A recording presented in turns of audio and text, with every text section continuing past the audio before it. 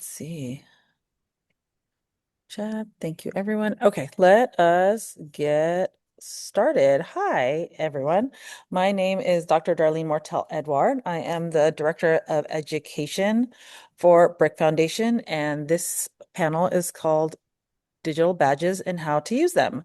I am very excited to have two wonderful people here on with me who take time out of their very busy lives to help grade the portfolios that get submitted to our digital badges. That is a question I often get is, how are the rubrics being used? How are they being graded? So in this session, we are going to talk a brief overview of what the digital badges are, and then I will pass it off to each of my folks on the panel to talk about how they use the rubrics in their grading of portfolios. We'll look at some examples, and they'll talk us through what they're looking at and how they fill out the grading sheet.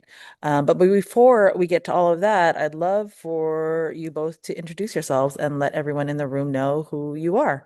Let's go with Allison first. Hello, Alison Mann, co-founder of the BRIC Foundation. I'm also a rep slash manager over at Fourth Wall Management. I've been in animation for 25 years. I've worked at Nickelodeon, Disney Feature Animation, Paramount Animation, Illumination, Sony Pictures Animation, and I worked in gaming for 5 years between Zynga and Disney Interactive. I started off as an artist. I've been drawing and painting since I was 7 years old. I wanted to be an animator or art director or something in that field. And then I didn't do that, but I ended up on the business side of the arts, supporting the creatives and helping them achieve their goals. And it fills my bucket every single day. So that's a little bit about me.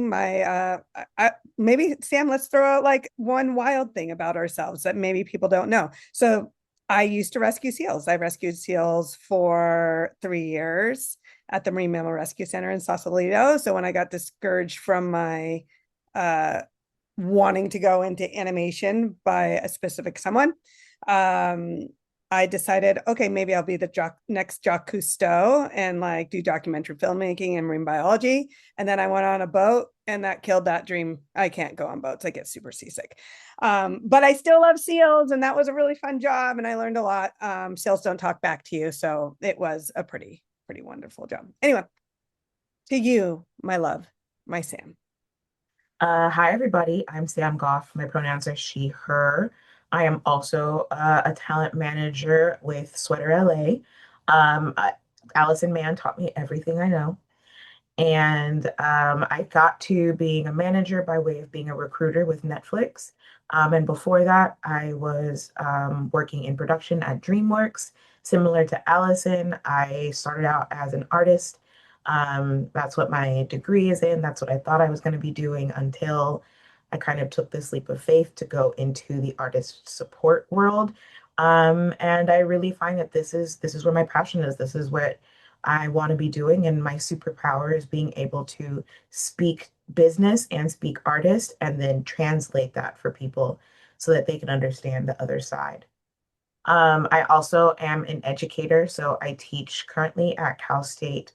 No, excuse me. I teach currently at Loyola Marymount University and occasionally at Cal State Long Beach in the animation departments at those respective schools.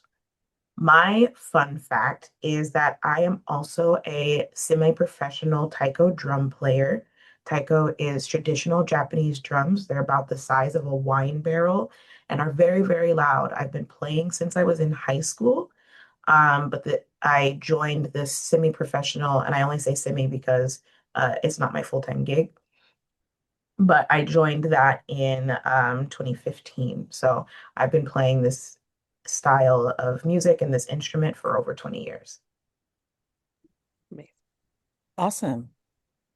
You guys are so cool. I was trying to think of a fun fact and I was like, I don't have one.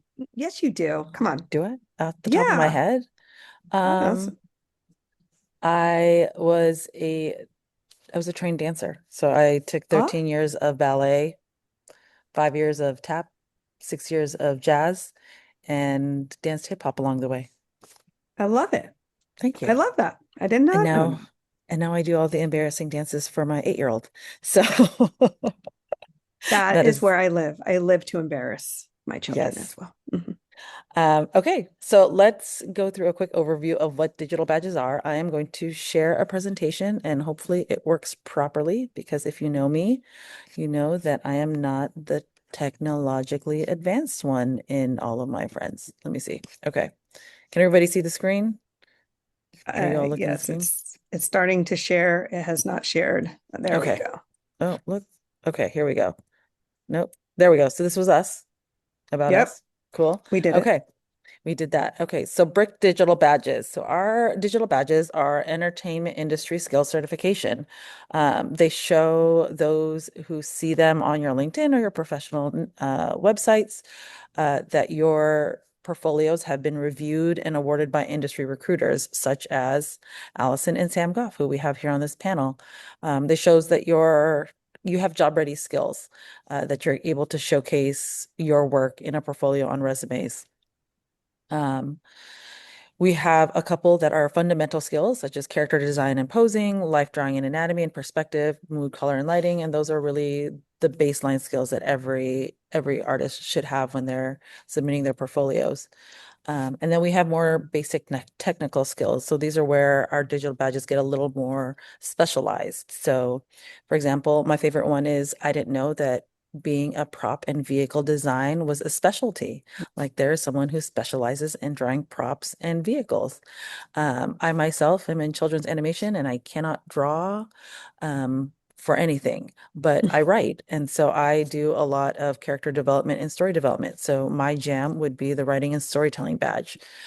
What's great about BRICS badges is that it's not based on any specific um, software.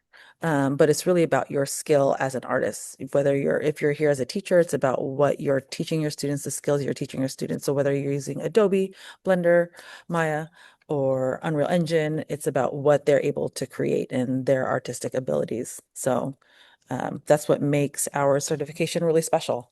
Versus getting just a regular certification. The great thing is, as well, is that we have pre-apprenticeship badges. So our apprenticeship badges or are our industry ready badges, those who are ready to enter industry. Our pre-apprenticeship badges are really geared towards our high school juniors and seniors and those who are almost ready to enter industry, but not quite yet. They're more advanced in their current level, but not quite there. So we have a lot of pre-apprenticeship badges that are given to high school students or community college students who are starting um, their artistic journey. And so we have 13 pre-apprenticeship badges as well, 17 apprenticeship and 13 pre-apprenticeship badges. Um, the benefit of the badges is that they focus on skills, like I was saying, they're employer supported. Over 60 industry professionals across leading entertainment and media companies helped us to formulate which badges we needed to create. And they're reviewed by real life recruiters. It's a bridge to careers. Badges provide stronger matching for employers and clearer pathways to opportunities for students because they know what the skill is. Um, it's defined, as we'll see in our rubrics of what those industry professionals are looking at. Yeah, and it was developed backed by research, which is important for our teachers. It's developed with the California Department of Education and Employers competency standards. I know that every state has a different set of competencies. I myself am based in Washington, so our competencies are different than California's. But what we like about our California Department of Education and Employers competency standards is that BRIC is a part of that process to update them every year. So we know that when we give our students these badges, that they are the most up to date based on the credentials that we helped formulate and update every year with the California Department of Education and industry professionals. So this is an example of what a rubric looks like. So if you look here, it's a regular looking table. This is for character design and posing. And it shows one, two, three, four, five options. And our recruiters will grade it anywhere from a 0, where they did not demonstrate any ability to four, which is passing.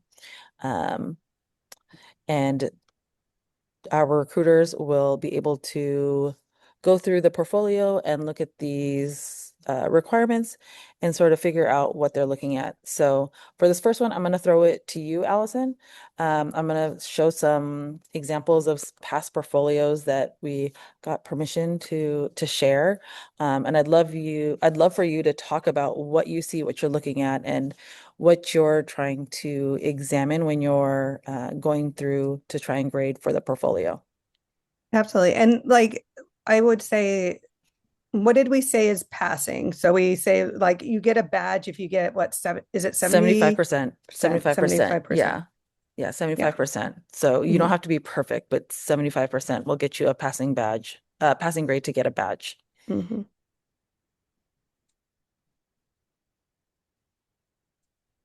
And Sam, you can chime in too. We can both walk through these. But like what looking for me when I'm going and giving reviewing folks for badges, I honestly look to see if they actually looked at the rubrics and they are following. Part of it is the following of directions. Are they giving us everything that we asked for in every single category? And so if you don't do that, to me, then that is not a pass. Like part of it is like, can I, because when you go into these jobs, you are being told what to do. You have to be able to follow the directions. And so while the art needs to be really strong, um, the ability to know like okay, did I follow all the steps are just as important. So looking at this particular drawing and character design, it's very strong. It gives me several things. So it gives me a sense of character, a sense of the shape language as it pertains to like the vibe, like who is she, like can I tell what type of character she is? The color sensibility, the color palette, the costume design. There's the attention to detail on all of those different parts. And then there's turnaround. So, like showing the characters on these different angles. So, to this image, this would be a passing image. I would have to see the rest of the portfolio, but looking at this one, it's a very strong start for potentially getting a pass for getting in that badge. And this person did get a badge. Sam, do you have anything to add? Yeah, I would add that a lot of people who are studying animation and haven't yet experienced working in the business don't necessarily know how your design is used, right? So there's a difference between concept design or visual development from illustration. Illustration is a final piece in and of itself. The drawing is meant to just be a beautiful drawing. Whereas when we're coming to designing for animation, this is a blueprint. You are telling all of the departments that come after you who this character is, so that they can bring that character to life. So that's also something that I'm looking for when I look at portfolios is do you understand the place of what you're doing takes in the overall big picture of creating an animated content.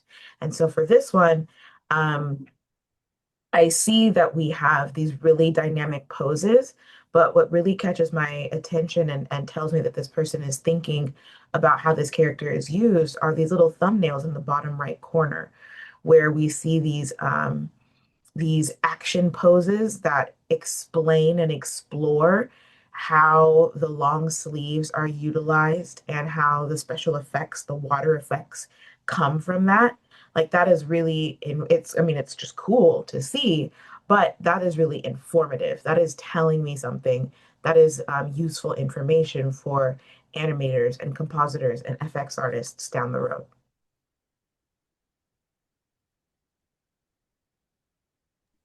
Awesome. Let's look at the next one. I love this one. I use this portfolio website actually as an example in the classes that I teach because I think she does just such a great job at storytelling with these designs. Like Allison mentioned before, we have those orthographic turns of what this character looks like at all angles. You have that at the bottom left. And that's really important again for that like detailed information of just what truly does this character look like.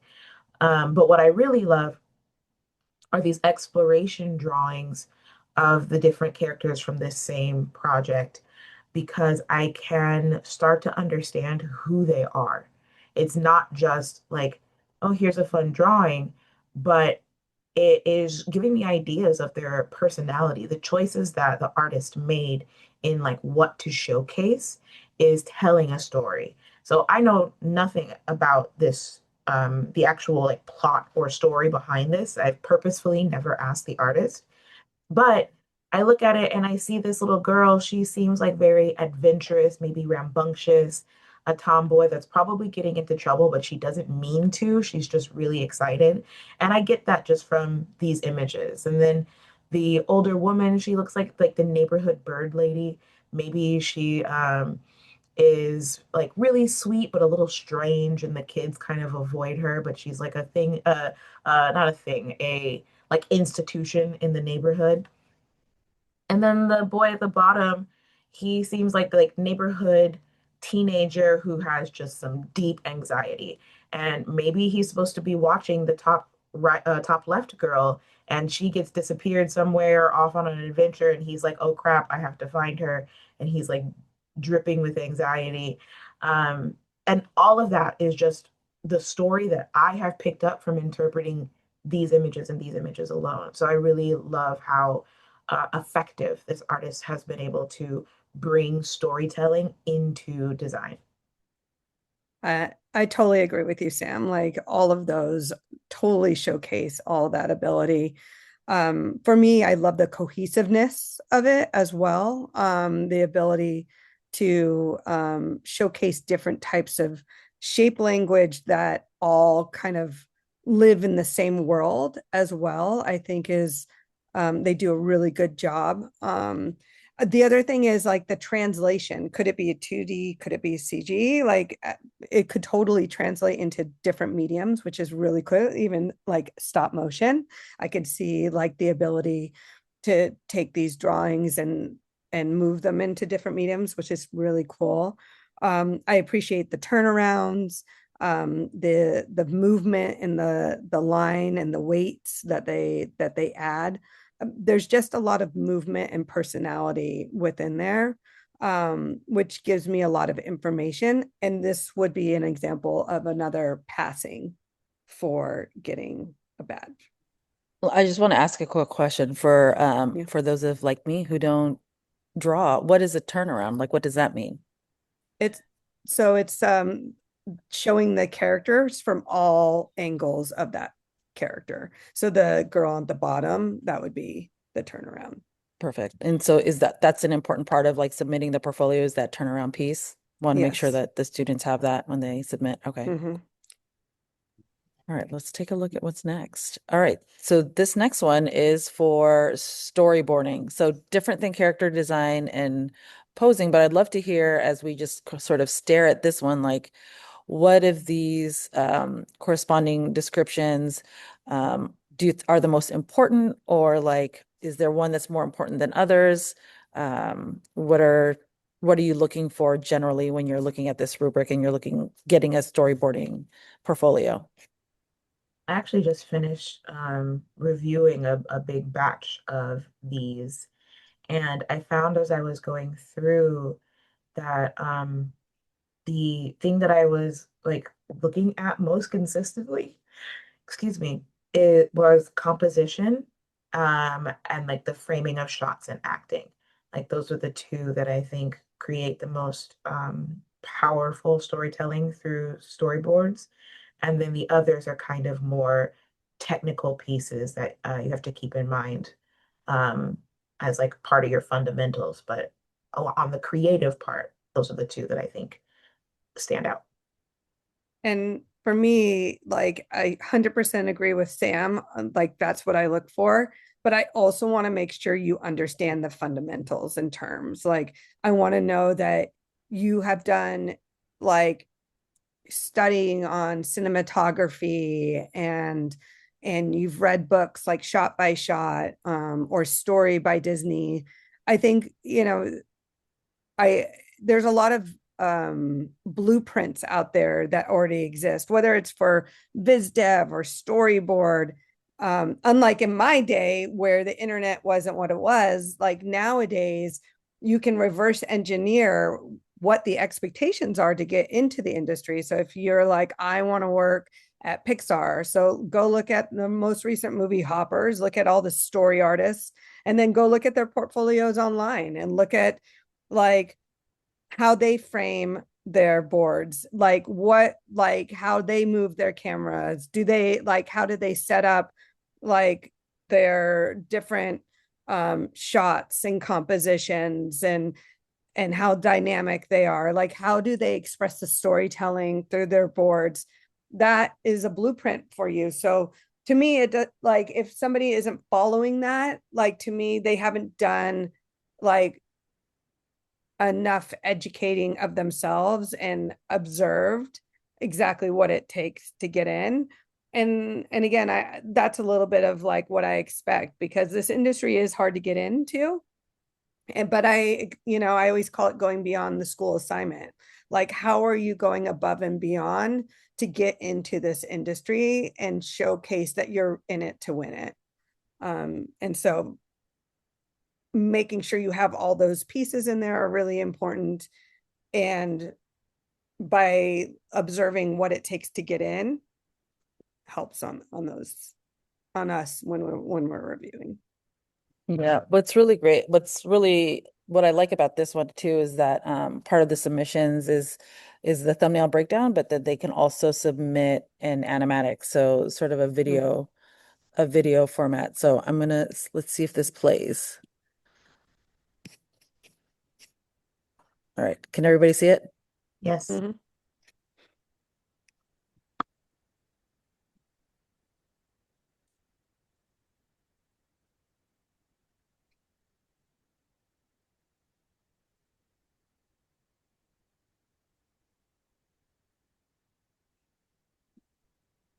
I would say as we're watching this, since there's no sound or dialogue, one of the things that I find to be really important when looking at and assessing storyboards is, can I understand the story?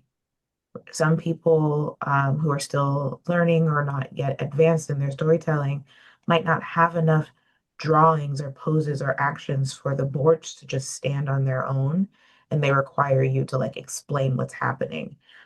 Like you have to be there to pitch. And for an effective portfolio, you have to be able to draw your board so that you're not there to pitch, but the story still comes through. Can I understand what's going on with no sound, no dialogue, and no person holding me through it, hand holding me through it?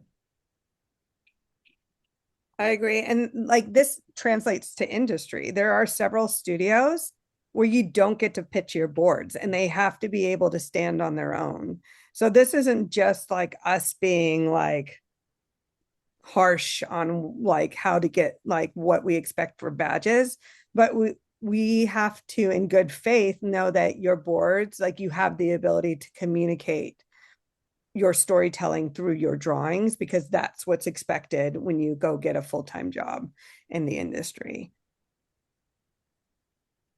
And so this individual does a really good job of showcasing their storytelling.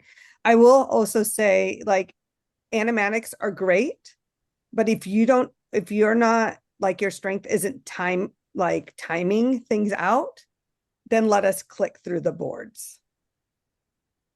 You do I not need to make it into animatic. Yes, Sam. I I fully agree. Click-through boards are going to be the most important thing, because cutting together an animatic is a not only is it a job in and of itself, but that's a job in a completely different department. Did the food come? So you have editorial departments that will take the boards from the board artists and cut it Oh, together can you take into my the phone and animatic. figure So just I think figure it's it? important to I know. told them to go to, I don't know where. Hey, Okay, never Darlene, mind. can you mute? Okay. Sorry. Getting our lunch Um, order. so yeah, it's just important to know that like an animatic, while can be helpful and it's nice to see, it is definitely not a priority in a storyboarding portfolio.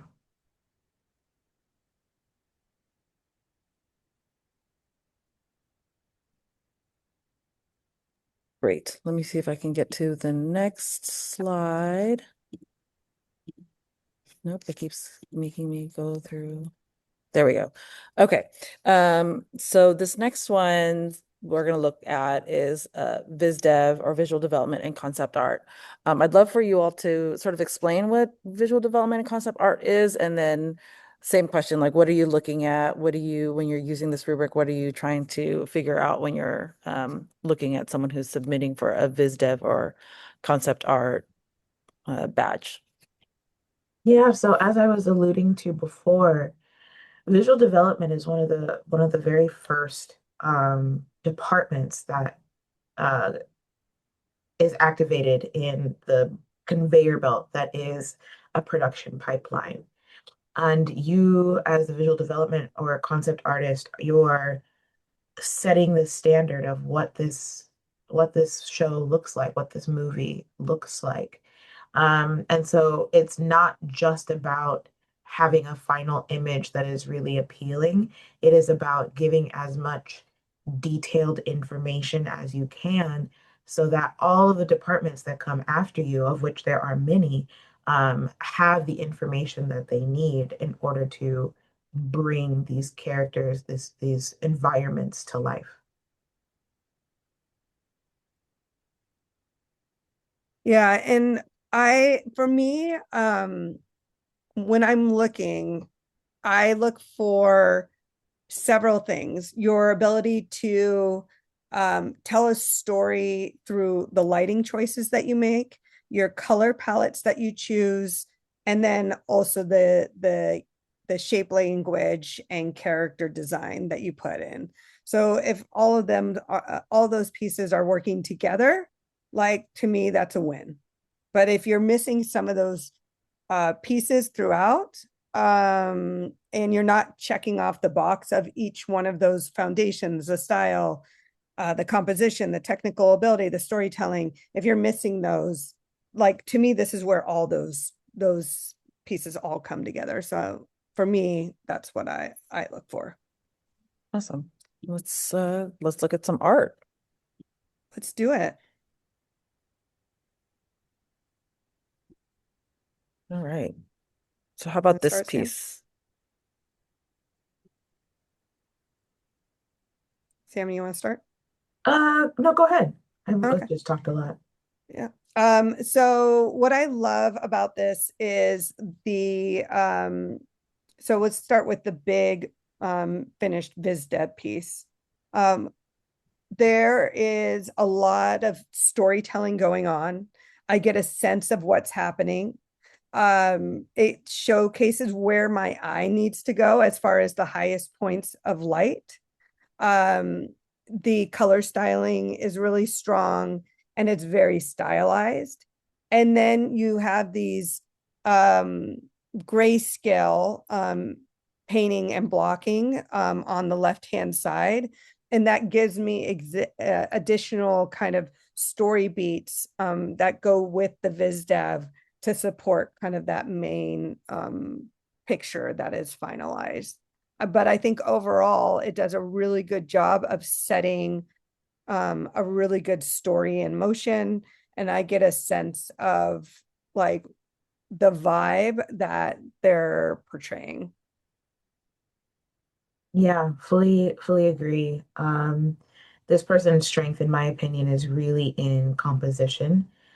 Because this main image, the colored image, you have a really strong triangle that is prominent from, you have the little character holding the pole, that kind of, that angle brings you down here, which takes you to the bully.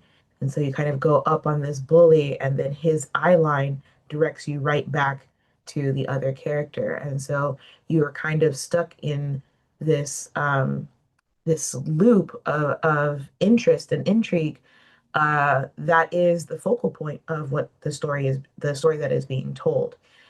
So I think that's just really impressively done. And then you look at the compositions on the side from these thumbnails. The top one, similar, we have kind of that triangle being used. Um, the middle one is like a very classic, um, like over the shoulder medium shot that is using light to direct our eye and let us know as the audience what we're supposed to be looking at. And then the bottom one is a really clever frame within a frame where you're using the outline of the body of the bully character to frame the people that he is about to prey on that are right there in the middle. So all of this goes together to give really strong composition, not just in the placement of the drawings, but in the usage of light as well. Awesome. Let's look at another one. How about this one? Same thing. Okay.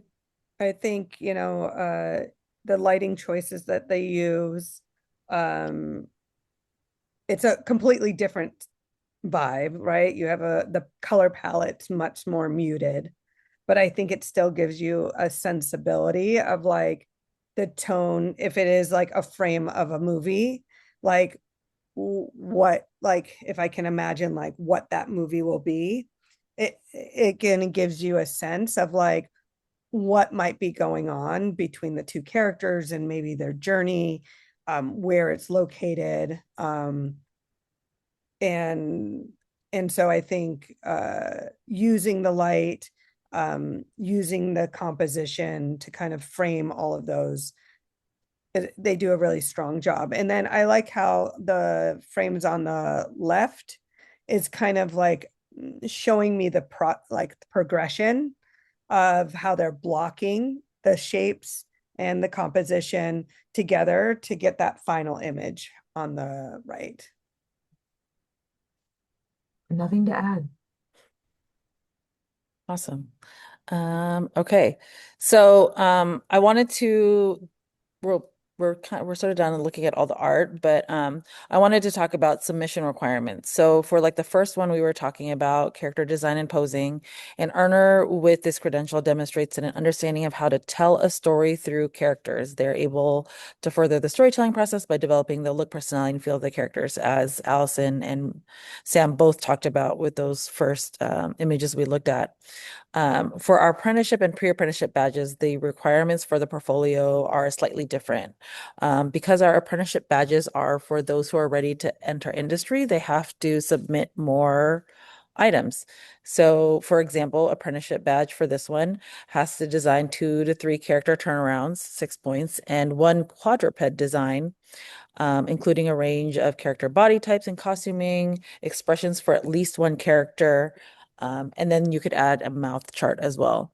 Now that is for those who are again ready to enter industry. For our pre-apprenticeship, high school juniors and seniors, those who are turning in their capstone projects at community colleges, starting out at art school, um, they have to submit less stuff. So it's designing 2 characters, demonstrating variations in body type and costuming.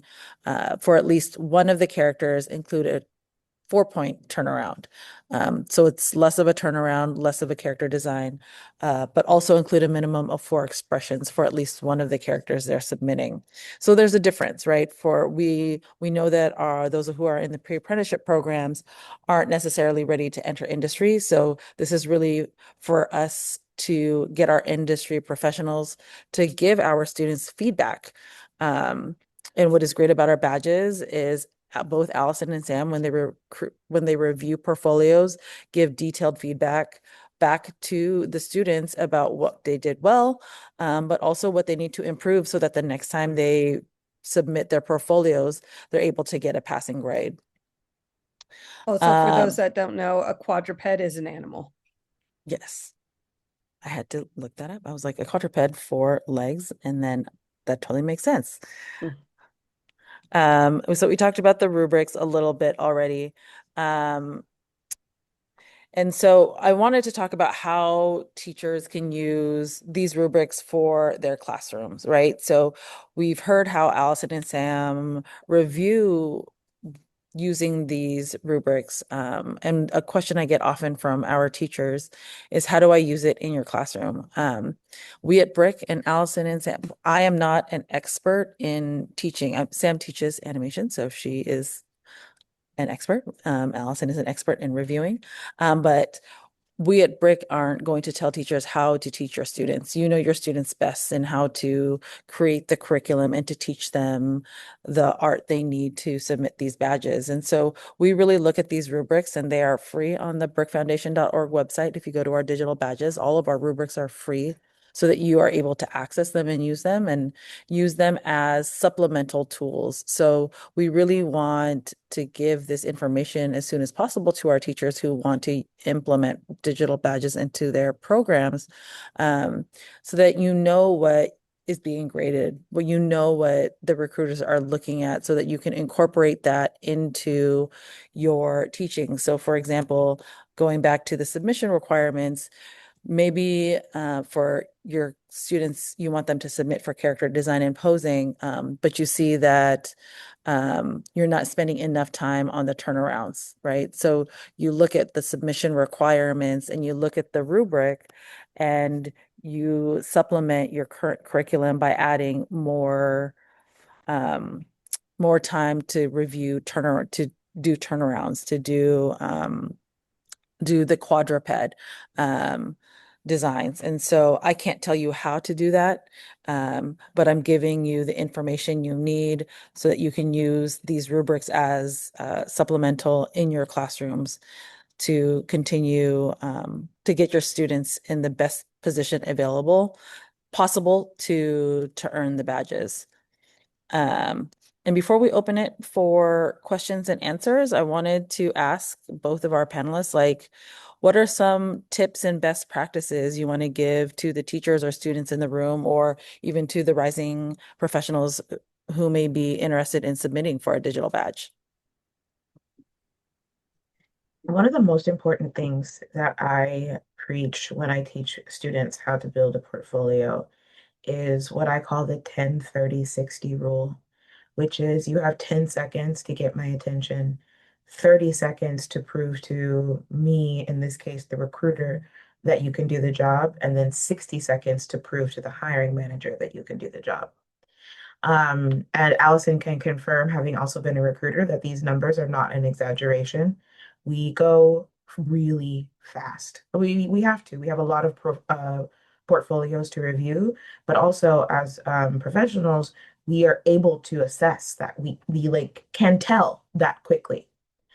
And so, with that in mind, when building a portfolio, you really need to make your portfolio website as efficient as possible, so that you are not losing time on the recruiter just trying to navigate their way through your portfolio. And so, some ways to do that is to have your different menu choices be job titles instead of the class that you took or the name of the project or something else. It should be the job title. So storyboarding or prop design, character design, whatever the job may be, you want it to be very specific that I'm going to click on this to see this. And then the second thing is having everything be, once I click on that page, everything is scrollable and available on one page. I don't have to click in and out of galleries. I don't have to click next to see the next image. I don't have to open up all of these tiny thumbnails in order to see the image big. I just want to like have them right there in front of me, and I scroll down and I can see it.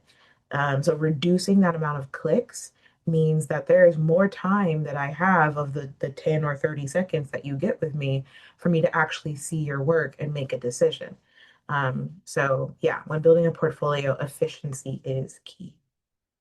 I 100% agree. And I've seen thousands of portfolios. And a lot of it is there's two things. It's kind of like how strong is your brand, and what we're doing is like casting. Like if you think of actors going on auditions, the difference is like they're outward facing, but they're going for a role, and they have to be able to hit those marks, and be able to, so like if it's dramatic, they need to be a dramatic actor. If they're comedic, you need to show your comedic timing and everything else. Like it's the same exact thing for your portfolio. The difference is you're not, it's not outward facing. Your portfolio needs to be able to stand on its own, and it has to then align to the job that you're applying. It's not a one size fits all. What you apply for with companies like Disney Feature Animation is going to be, can be a lot different than going to DreamWorks or Sony or Disney TV Animation for that matter. TV, gaming, film, they all look for something different from time to time. And a lot of people build their portfolios based off of that type of industry. There's not a lot of crossover, which is ridiculous. I will say, for the record, it really bummed me out as a recruiter that that I didn't have more crossover between all those different sectors of the industry. But a lot of it had to do with understanding of the pipeline and how you design or storyboard or whatever discipline you are for that specific one. So a lot of it has to do with casting. And so that's something to keep in mind. Like if you don't get the job, do some self-reflecting. Like what did I have in my portfolio or didn't have in my portfolio that gave me the reason why I didn't get casted? So just keep that in mind, is that we're trying to give a 1-for-1. So it's kind of like a funnel. We'll get thousands of portfolios. Recruiters will pull the top 10 to 20 maybe portfolios. And then from there, it will get, the hiring managers will decide maybe 5 people to meet with. So, thousands of people apply for these jobs on a daily. So back to Sam's point, making it easy to navigate will give you better chances. And the more on brand to the job that you're applying for will also increase your chances. So just making sure you have those two rowing in that same direction will help you. Yeah, bouncing off of that, it's kind of recruiters are kind of going through two phases of questions. The first question is, can you do the job more broadly? Like, just do you have the skills that it takes to do this job at a professional level? That's going to weed out, honestly, the vast majority of people who apply to an open position. Probably like 90 to 95% of the people who applied aren't actually qualified to do the job. So of 1,000, let's say I get down to like 100. Now I'm looking at these 100 people who have the skills, but the second round of question is, can you do this job? Like, what is the specific show that I'm hiring for and the needs of that specific show? So if I'm hiring for a preschool musical and all you have on your portfolio is like horror anime inspired work, that's not a good fit. I know that you can do the job and that you're a skilled and talented artist in whatever your field is. However, you're not the stylistic fit for this job that I'm hiring for. So that's what Allison is talking about and saying like it's all about casting and being a right fit for the right job.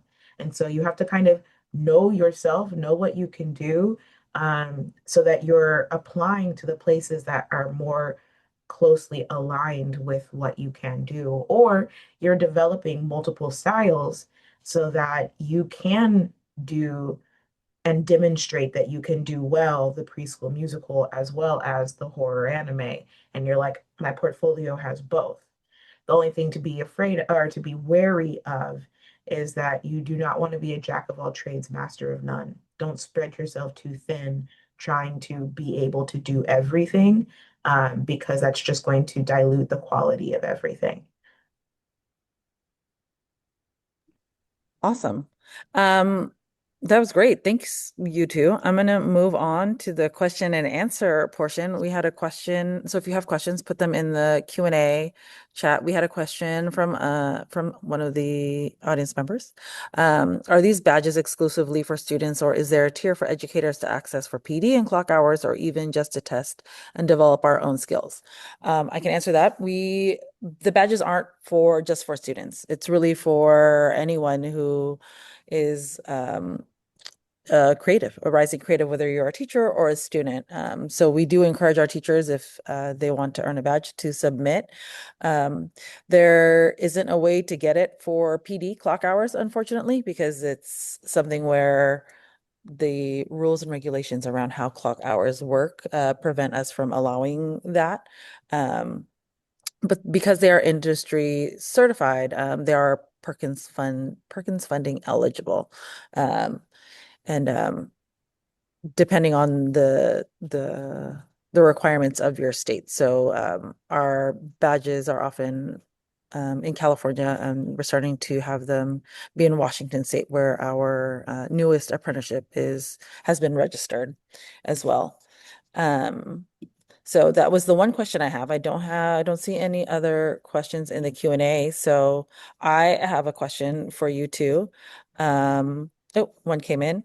I'm a college freshman. I want to do character design and animation. Is there a class I go to for portfolio development? I don't know about expensive artist classes, and portfolio development is not offered at community colleges. Um, Honestly, portfolio development is not taught at most colleges. They're teaching you the skills that you need in order to build a portfolio, but specifically in like putting together the portfolio, it's not commonly a course in and of itself. So is there a place that you either of you know that would help with that? I think doing your research, looking at other people's portfolios, and comparing yours to them, and not other people like your peers, but working professionals' portfolios, and comparing yourself, and then organizations like this, where they are providing that kind of that job training that fills the gap between what you learn in school and what you need for a professional career. Yeah. I Uh, wonder, Sam, if local like Tag has any resources on that. I don't know, but that would I be bet interesting they to might. see. Yeah, they might have something like written on their website, which is the Animation Guild, local 839. yeah. So it might be worth. And I bet if you also just type in what should I put in my animation portfolio, I bet there's like a here's Checklist. what's yeah, a little checklist. Yeah. I will plug in BRIC. Occasionally does portfolio reviews as well. So make sure to sign up for our newsletter, Alison I do Mann. them. Um, so you get some time with Allison to review your portfolios as well. So make sure to sign up for our newsletter to learn when the next one of those is going to be. They're We have another monthly. monthly, yeah. Another question. So do the badges count as certifications? As someone who does production management, that is significant to how they are being reviewed. Um, Yeah. yes. So they do count as certification. The great thing about BRIC badges is because we worked with over 60 plus industry professionals, um, they are they were current working industry professionals. So it was folks from Fourth Wall Management, from Netflix, from Sony Pictures, from Titmouse, from Disney. It was all of our networks and our folks who we've all worked with historically. We brought all the friends together to figure out what was necessary, how could we help credentialize these skills, and that's how we came up with the BRIC digital badges. um I have a question randomly. Actually, can I No, no, jump yeah, in go real ahead, quick? Sam. Yeah, of course. I think what's really great about the BRIC digital badges is that you can prove that you have the skills to do a job even when you don't have the experience. So, like on your resume, on your LinkedIn, you can say, like, a professional reviewed and assessed me and said, I can do these things. And so then recruiters, hiring managers know that, like, oh, I don't see that experience on your resume, but I see here that not only did you just go to school for this and get a degree in it, because I mentioned before, there's a gap between what you learn in school and what you need as an industry professional. And this having this certification kind of um, signals that you have scaled that gap. You've been able to kind of um, figure out those skills, learn those skills that are necessary, even without having had the industry job. Because I know when I was trying to break in the industry, the most frustrating thing I was hearing was like, "Oh yeah, your work is so good, you're almost there. Honestly, you'd learn the rest your first year on the job." And I'm like, "Okay, well then give me the job." But it was never good enough to get the job because I still needed to learn a little bit more. But everybody was telling me I would learn on the job, but I couldn't get the job to learn. So that cycle continues and it's really frustrating. So this is kind of a way to circumvent that. Awesome. Um, yeah. I will wait to see if there's any other questions in the chat, but I had a question. Um,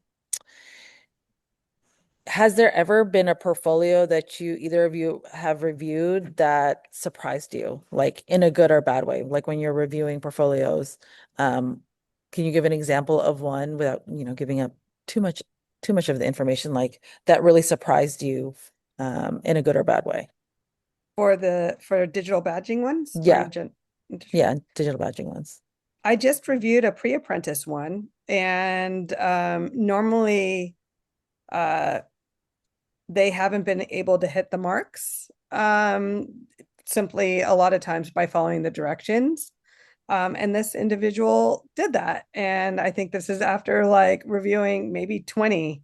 So it's always like really nice when I'm like, oh, they do got it. If they just, yeah. But it was really good. I think it was a Viz Dev portfolio, and they Hmm. had all their different pieces. They had all the examples. And like I said, I look for what I call, what I mentioned earlier, going beyond the school assignment. And what that means is every school, whether it's high school or college, you get a set of art assignments. And then a lot of people, that's where the buck stops. That's all the effort they put in to building up their portfolio and expanding on their art styles and their brand. I always like to see like people going beyond that. Like, are they drawing outside of class? And you can really tell that people, those that do put in the effort and they're drawing outside of class because they're drawing, one, they have a lot more pieces that have variety in their portfolios, but two, they stand out because they're building up on their brand. I read somewhere like whether it's sports or art or whatever craft you want to get in, like if you are doing the thing like doing it every single day and you're practicing, like you are building onto your skill set in a much more rapid success than somebody who only does it once a week. And by the Hmm. time, say, a year comes, you have banked so much more and you're so much further in getting to where you want to be than the person who's just putting in the bare minimum, even if they want to get it. So like eventually all of that energy that you put in definitely pays off. So when I'm looking at those portfolios, I think like the one I just talked about, I could see they're putting additional effort into putting their portfolio together. Awesome. I think something that surprised me one time when looking at a storyboarding portfolio was that the drawings were so ugly. I was like, oh, this person doesn't know how to draw. They don't like this isn't going to be any good. And then I looked through the storyboards and it was really, really good. It was really effective Mm. storytelling. I knew exactly what was going on. I was able to read emotion and intention and movement in these character designs. And I was like, so here's a person that might not be like technically the best artist, the best person at drawing like figure drawing, but Draftsmanship. draftsmanship, thank you. Mm. But their storytelling ability, their understanding of composition, their eye for camera and acting, and all of those other pieces were really, really strong. And so I had to kind of like reconfigure my brain and be like, well, this isn't a person that's applying for a storyboard or a visual development position. This is somebody applying for a storyboard position. And when it comes to the rubric of storyboards, they nailed it. That's awesome. I love to hear that. And that goes to one of the things you were both of you were talking about earlier. Like you don't have to be an expert in all of the things. You just be really good in the one thing and focus on that one particular craft. Another attendee asks, when looking at a viz dev portfolio, do you prefer character interactions over single characters in an artwork?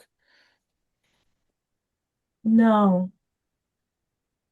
I mean, honestly, they're kind of equal in my mind, but I I need to see the single character interactions because you need to establish to me as a character designer who that character is.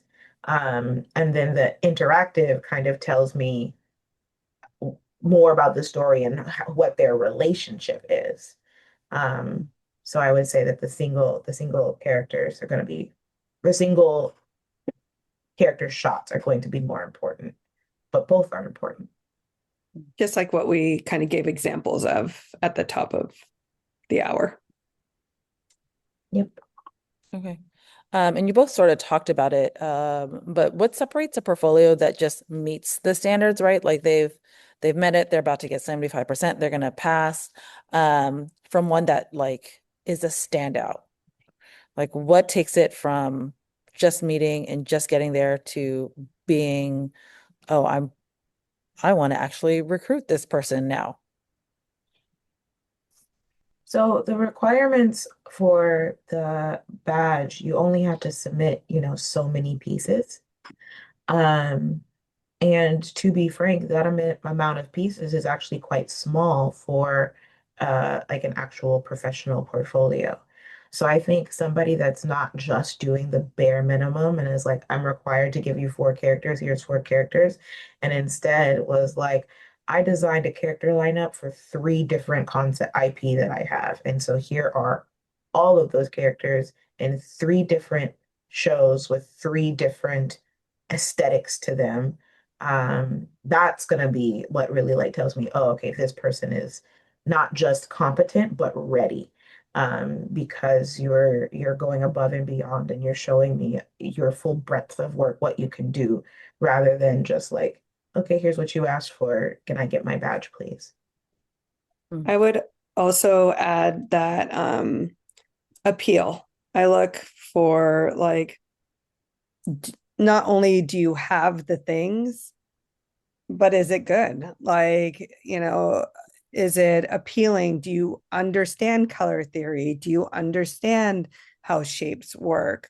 Do you understand storytelling? Like, and is your draftsmanship up to snuff? Like all of those things, like, well, it's a little eye of the beholder. Like we've looked at enough of portfolios to understand like the expectations of the industry and what will give a pass to these professional companies. And so we kind of have an eye towards that lens when we're evaluating the portfolios, that it needs to be of that caliber on a design sensibility. Awesome.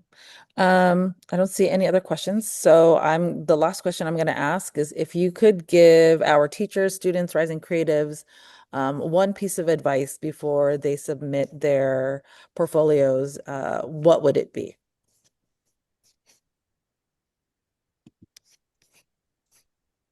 I would say do your research. And that's for teachers and students alike. Don't just like draw what you love to draw and be like, here you go. Can I please get an evaluation? But instead, learn about the pipeline and understand how what you're drawing is actually used and utilized. Um, Research your favorite shows and who created the images for those shows that you love and look at their portfolios and kind of see what are the through lines that you're noticing across all of these. What are the things that are really cool that you can kind of take as inspiration for your own work. Um, and like from a teacher's point of view, doing that research to figure out like what are the standards? What are the points that I need to put in my curriculum that I need to hit in order for my students to be able to um, achieve this eventual goal? Uh, I think it's really powerful, and you can tell when you're reviewing a portfolio the difference between somebody who is doing art for art's sake versus somebody who truly understands the pipeline and is doing it as a part of the bigger conveyor belt. I would say yes, and so that coupled with what I talked about earlier, going beyond the school assignment, but also your power of perspective. Like what what stories are you telling? Don't just regurgitate other people's styles, but figure out like what is what is your vibe? Like what kind of storytelling do you want to do? And I think when you start building out your own voice, I think people innately are more, um, it will resonate with people a lot more naturally, I guess. Okay. Brand. Awesome. Awesome. I don't see any other questions. So I am going to close it there. Thank you to Sam and Allison for taking time and explaining the rubrics of it all and how you look at portfolios and giving those tips and advice. I'm sure all of our creative students and teachers who are watching now and on the YouTube afterwards is going to really appreciate this because you all answered a lot of questions that I often get when teachers contact me about our digital badges. Again, all of the rubrics are free on our website. If you go to brickfoundation.org, do not forget to fill out the survey. Get your chance to win a Wacom 114 tablet. Thank you all again for attending. Make sure to attend some of our other panels later today. Again, so thank you, goodbye, and have a great rest of your Thank you. Sunday. Thank you. Bye, y'all. Bye.